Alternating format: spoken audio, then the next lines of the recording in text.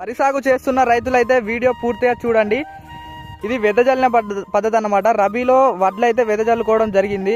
ఈ వెదజల్లిన తర్వాత మనము అలుక్కున్నాక ఒక 15 నుంచి 20 రోజుల మధ్యలో ఈ యొక్క పినోమ్ గోల్డ్ అయితే తెచ్చి యూరియాలో చల్లడం అయితే జరిగింది. ఇదైతే వాడని ఫీల్డ్ గమనించండి ఏ విధంగా ఉందో. వాడింది అయితే చూడండి ఎంత నీట్గా వస్తుందో.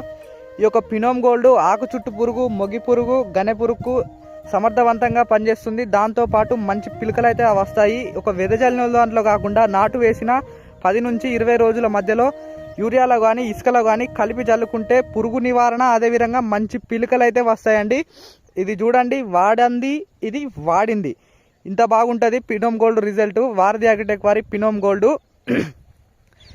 మనకి ఒకే దెబ్బకు 2 పిట్టలు అన్నమాట.